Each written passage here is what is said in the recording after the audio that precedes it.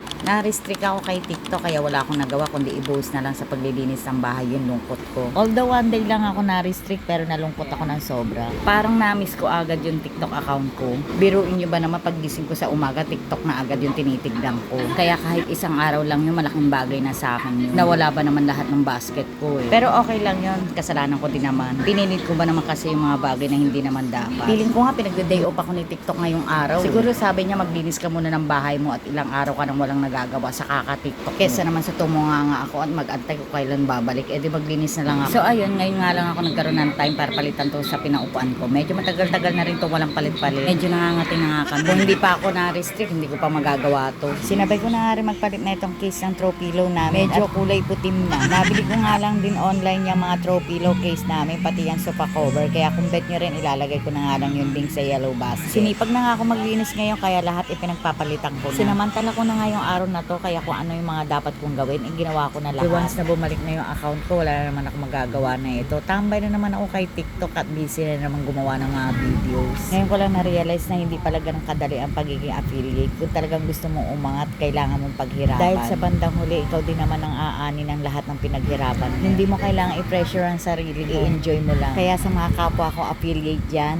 fighting! Huwag kayo panghihinaan ng loob. Alam nyo, advice ko sa inyo, manood kayo ng mga motivation videos. Kung sila nga nagawa nila, edi tayo din magagawa din natin. Parang ang dagdal ko for today's video. Kasalanan talaga to ni TikTok eh. Uy, atake!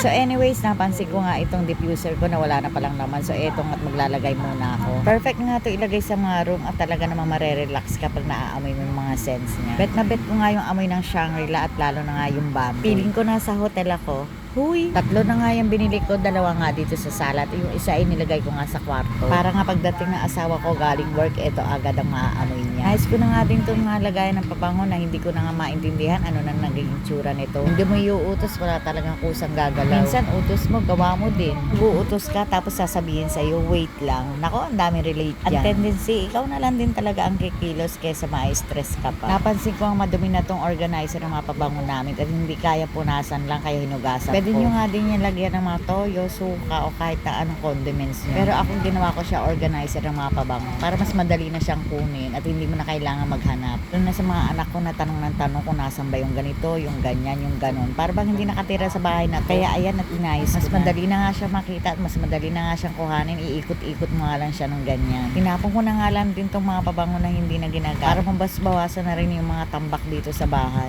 Inabot na nga ako ng gabi sa paglilinis dyan at kahit gabi na nga ito at magwawalis pa ako sa labas. Sabi kasi ng mga matatanda, bawal na daw kasi magwalis sa gabi at lalabas nga daw ang swerte. Mas mahirap naman kung maabutan ng asawa ko yung kalat sa labas, baka hindi niya na ako abutan ng swerte. So ayan nga, finally natapos na ako sa paglilinis ng bahay. Ang sarap din talaga sa pakiramdam pag nakikita mo yung bahay na malinis eh. Kahit mga ilang seconds lang. At maya-maya nga lang ng konti, makalat na naman to. Napagod nga ako ngayon maglinis ng bahay. Parang gusto ko ng lambing today.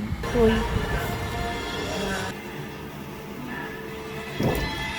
O siya mga antimima ko, hanggang dito na lang at masyado na nga napahaba ang kwentuhan natin for today. At kami ay manunood muna. So hanggang dito na lang muna for now. Bye!